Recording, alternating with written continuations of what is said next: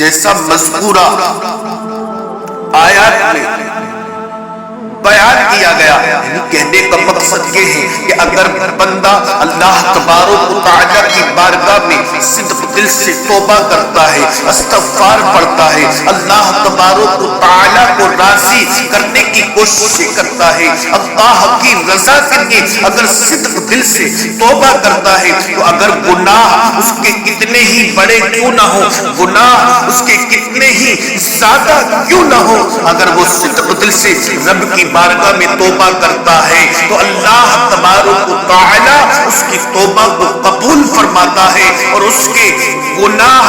بخش دیے جاتے ہیں۔ بلکہ یہاں تک سنا گیا کہ اگر بندہ اپنے گناہوں سے سچے دل سے اگر توبہ کرتا ہے تو اللہ تبارک و تعالی اس کے گناہوں کو ایسے دور کر دیتا ہے، اسے گناہوں سے ایسے پاک کر دیتا ہے کہ جیسے آج ہی اس نے اپنی ماں کے پیٹ سے جنم لیا۔ میرے پیارے اسلامی بھائیوں، اے میرے آقا علیہ الصلوۃ والسلام کے پیارے دیوانوں، آپ لوگ اللہ تبارک و تعالیٰ کی بارگاہ میں آئے اور اپنے گناہوں سے توبہ کر۔ یہ ماہ شعبان المعظم کا مبارک اور معظم مہینہ ہمارے درمیان میں ہے، اور ماہ شعبان کی وہ رات، وہ معظم رات، وہ مبارک رات کہ جس رات کو اللہ تبارک و تعالی قبیلے بنو قلب کی بکریوں کے بالوں کے برابر گناہ گاروں کی بخشش فرماتا ہے۔ وہ رات ہمارے قریب ہے۔ اے میرے آقا کے پیارے دیوانوں، تم اپنے گناہوں سے توبہ کرو اور اپنے رب کو راضی کرنے کی کوشش کرو، کیونکہ دنیا کی یہ رنگینیاں، یہ دنیا کے تمام چیزیں، یہ دنیا کی تمام ایشوارات، یہ دنیا کی دولتیں، یہ دنیا کی شہرتیں، یہ دنیا والے ہمیں کچھ نہیں دے سکتے۔ اگر ہمارا کوئی مددگار، اگر ہمارا کوئی حامی، اگر کوئی ہمارا اپنا ہے، اگر کوئی ہمیں پر رحم کرنے والی کوئی ذات ہے، ہم پر کرم کرنے والی اگر کسی کی ذات ہے تو وہ صرف اللہ تبارک و تعالیٰ کی ذات ہے۔ اپنے رب کو راضی کریں اور اللہ تبارک و تعالیٰ کی رضا کے لیے اپنی زندگی کو کامیاب کریں اور اپنی آخرت کی تیاری کریں۔ اللہ تبارک و تعالیٰ کو اگر راضی کرنا ہے تو آؤ اپنے رب کے حضور اور اپنے رب کو راضی کریں اور اپنے گناہوں سے صدق دل سے توبہ کریں۔ اللہ تبارک و تعالی بے حساب بخش کرنے والا ہے۔ علامہ زمخشری فرماتے ہیں کہ اللہ تعالی نے اس آیت طیبہ میں فاستغفروا کا لفظ ذکر فرمایا ہے کہ جس اللہ تعالی اپنے بندوں کے دلوں کو خوش کرنا چاہتا ہے اور ان میں چشتی پیدا کرنے اور انہیں توبہ کی ترغیب دینے اور توبہ پر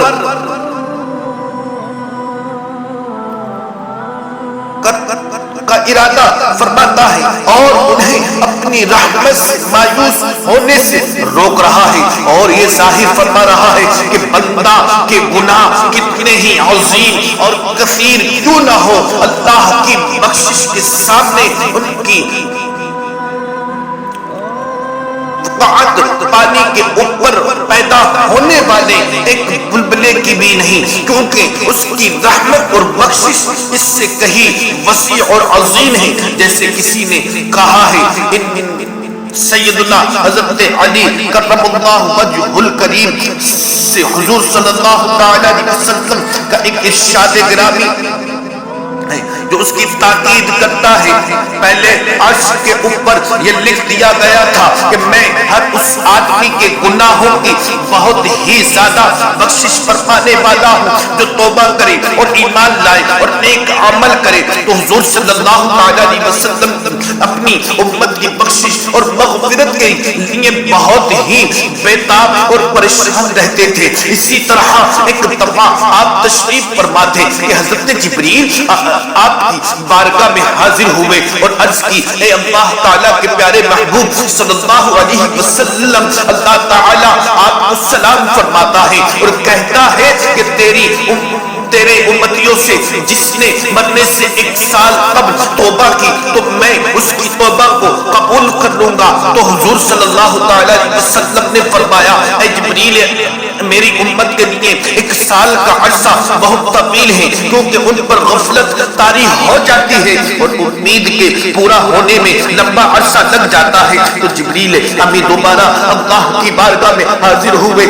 اور آپ علیہ السلام کی درخواست رب کی بارگاہ میں پیش کی۔ اللہ اکبر، غور تو کرو اے میرے پیارے آقا کے پیارے دیوانوں، توجہ تو فرمائے۔ حضرت جبریل نے جیسے عرض کیا کہ 1 سال پہلے اگر بندہ توبہ کرے، تمہارا امتی توبہ کرے تو اللہ تعالیٰ اس کی توبہ کو قبول فرماتا ہے۔ لیکن میرے آقا کی ہماری فکر دیکھیں، میرے آقا کی محبت دیکھیں، میرے آقا ہمارے بارے میں کتنا سوچتے ہیں۔ آپ نے ارشاد فرمایا اے جبریل 1 سال کا عرصہ تو بہت زیادہ ہے۔ تو حضرت جبریل پھر رب کی بارگاہ میں حاضر ہوئے۔ اللہ تبارک و تعالیٰ نے فرمایا کہ جاؤ میرے محبوب سے کہہ دو کہ آپ کے امتی سے جس نے موت سے 1 مہینہ پہلے توبہ کر لی تو اسے بھی قبول کر دوں گا۔ تو حضور صلی اللہ علیہ وسلم نے جبریل سے فرمایا یہ بھی لمبا عرصہ ہے جبریل؟ آئے ہیں میرے آقا علیہ السلام کے دیوانوں، سنو تو صحیح، میرے آقا کس انداز میں ہماری توجہ فرما رہے ہیں۔ اللہ اکبر، آپ ارشاد فرماتے ہیں جبریل 1 مہینے کا عرصہ بھی بڑا لمبا ہے۔ تو حضرت جبریل امی تیسری بار اللہ کی بارگاہ میں حاضر ہوئے اور حضور کی خواہش اللہ تعالیٰ کی بارگاہ میں پیش کی۔ تو اللہ تعالیٰ نے فرمایا کہ اے جبریل واپس جاؤ اور کہیں میرا محبوب رنجیدہ نہ ہو جائے، میرا محبوب اداس نہ ہو جائے، رنجیدہ نہ ہو جائے۔ اللہ اکبر، اللہ ارشاد فرماتا ہے کہ جلدی جاؤ میرا محبوب رنجیدہ نہ ہو جائے۔ آپ کی خدمت میں عرض کروں کہ جس نے موت سے 1 ساعت پہلے توبہ کر دی تو اس کی توبہ قبول فرما لوں گا۔ جبریل امی نے واپس آ کر کے اللہ کا پیغام سنا دیا۔ تو حضور صلی اللہ علیہ وسلم کے پیارے دیوانوں، سنو تو صحیح، میرے آقا نے اس سے بھی طویل سمجھا تو اللہ تبارک و تعالیٰ نے چوتھی بار جبریل کو واپس پلٹنے کا حکم دیا اور فرمایا کہ میری طرف سے آپ کو سلام کہوں اور آپ کو یہ بتاؤں کہ اللہ تعالیٰ فرماتا ہے کہ آپ کے امتیوں میں سے جس امتی نے تمام عمر گناہوں میں گزار دی اور اس نے موت سے پہلے 1 سال یا 1 مہینہ یا 1 دن یا 1 ساعت بھی توبہ نہ کی، یہاں تک کہ اس کی روح حلقوم تک پہنچی گئی اور نہ وہ گفتگو کر سکا اور نہ ہی زبان سے اپنے گناہوں پر معذرت کر سکا اور صرف اپنے دل میں گناہ پر شرمندہ ہوا تو میں اس کے بھی گناہ معاف کر دوں گا۔ تو آپ نے الحمدللہ پڑھا تو اللہ تعالیٰ کا اپنے بندوں پر کیا ہی لطف و کرم ہے اور اس کے محبوب کی کیا ہی عظمت و شان ہے۔ اللہ تعالیٰ اس شان میں اور اضافہ فرماتا ہے۔ اللہ اکبر، حضرت عمر بن خطاب رضی اللہ تعالیٰ عنہ سے روایت ہے کہ آپ نے فرمایا کہ حضور اکرم صلی اللہ علیہ وسلم کے ساتھ ایک انصاری کے پاس حاضر ہوا اور وہ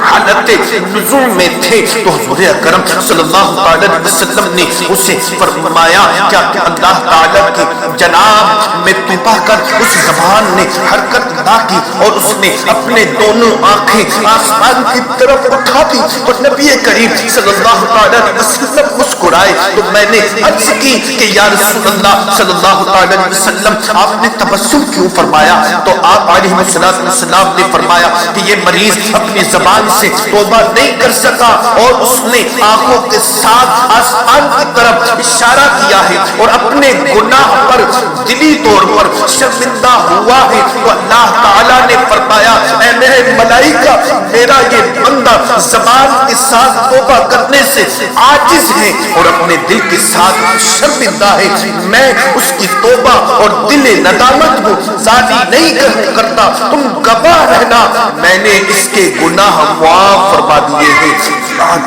سبحان اللہ۔ اے میرے پیارے آقا کے دیوانوں، غور تو کرے اپنے رب کی رحمت پر۔ اے میرے پیارے آقا علیہ